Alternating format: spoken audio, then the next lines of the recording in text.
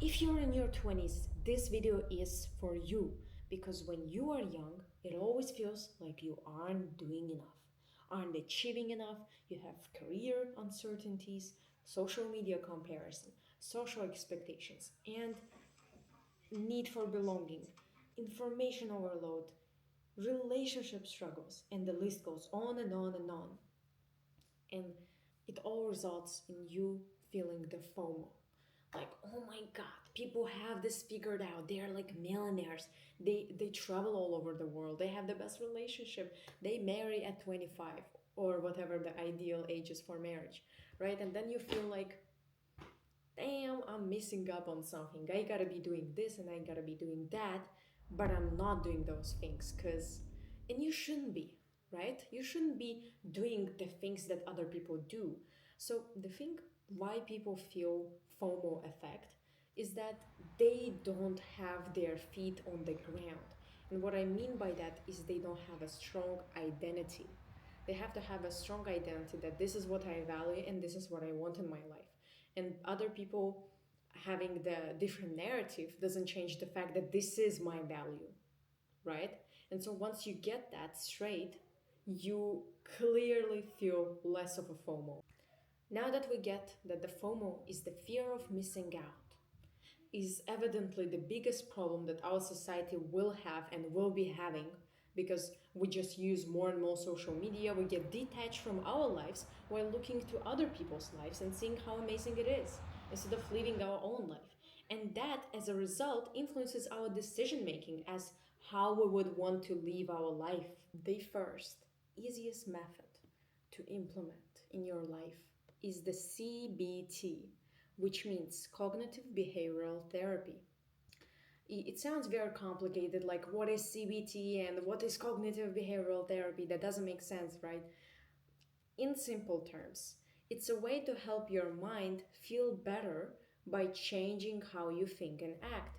It teaches you to notice negative and unhelpful thoughts, like worrying too much or thinking the worst, and then replace them with positive or realistic thoughts. Now, uh, what is an easy example to implement this strategy?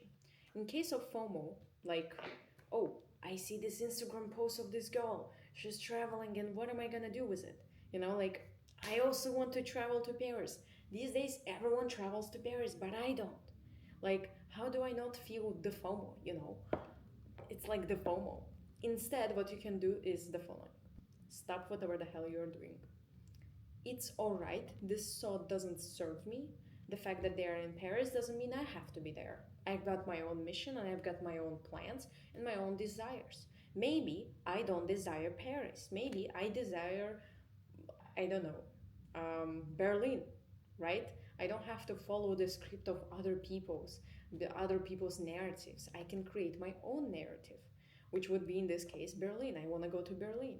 Why would I go to Paris just because everyone else is going, right?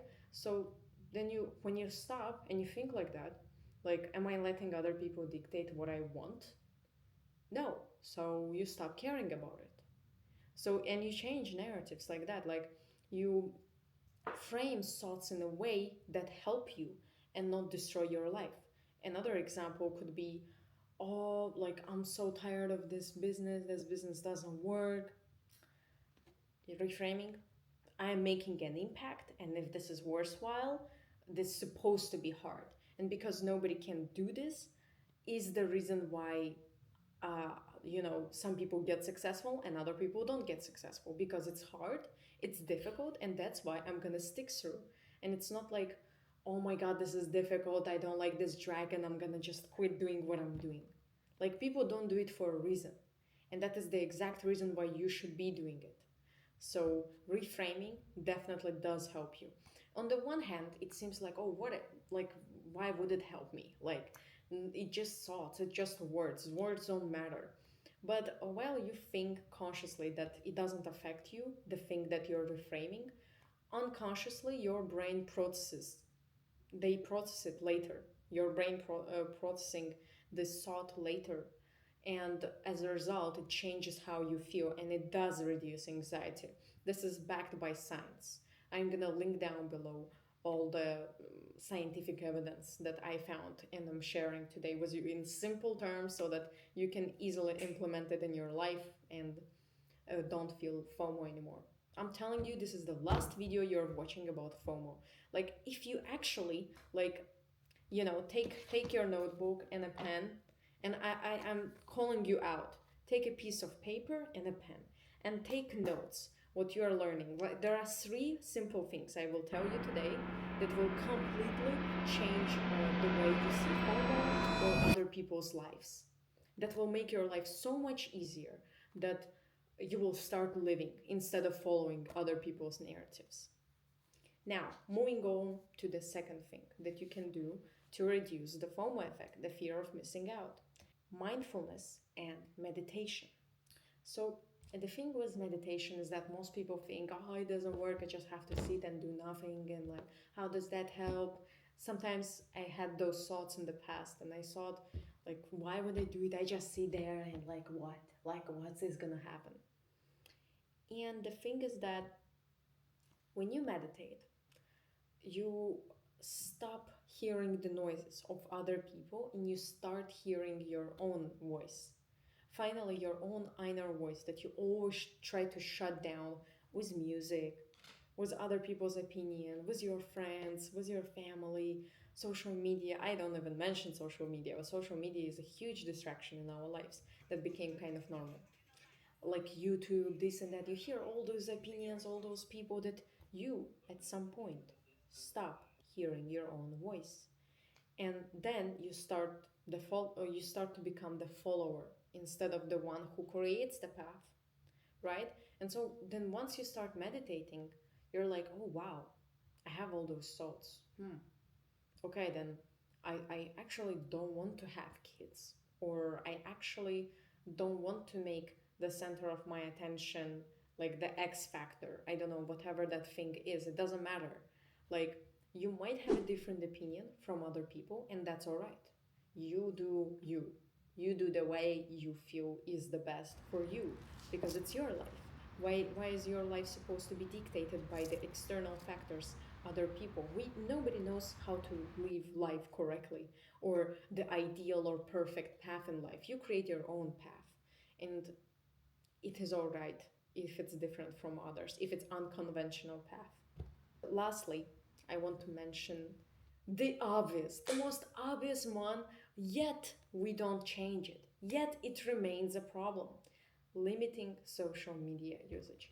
Look, I know you communicate with your friends through WhatsApp, through Instagram, whatever, or Snapchat. Yeah, Snapchat. I don't use Snapchat, so yeah, but some people communicate through Snapchat. I get it. But limiting doesn't mean like completely removing it.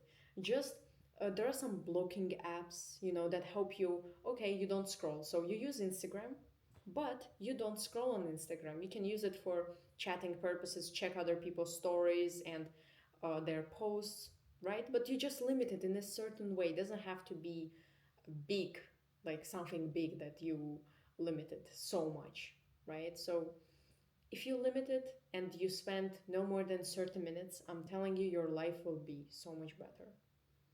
And it's best if you can even remove such short things like Instagram, TikTok, Snapchat.